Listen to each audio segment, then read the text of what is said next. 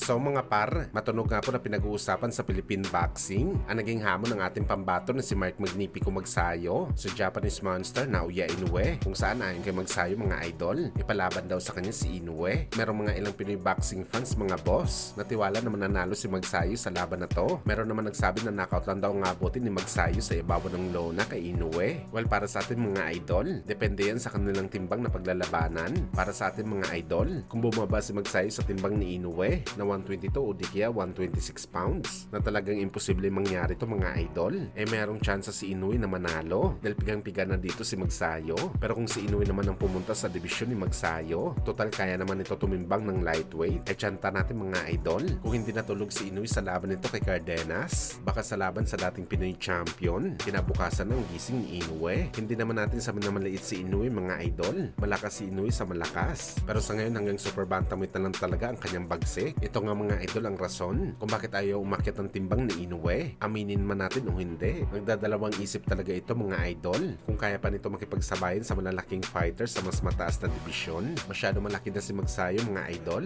Halos doble ang lakas ni Magsayo sa mga fighter na kinalaban ni Inoue. Okay lang sana mga idol kung gatekeeper fighter itong si Magsayo, pero hindi eh. Isa ito sa mga halimaw sa kanyang dibisyon.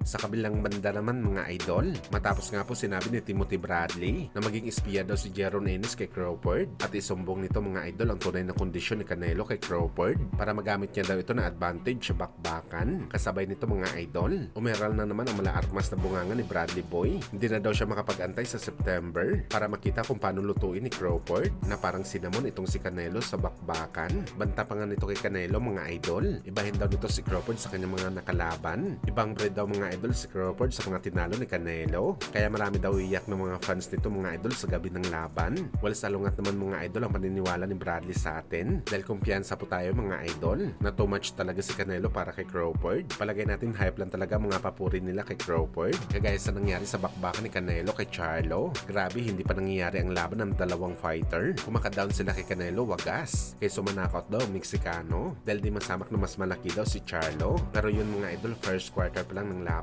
Survival mode na si Charlo matapos matikman ang lakas ng Meksikano. At para sa atin mga idol, ganito rin ang mangyayari sa laban ni Canelo at Crawford.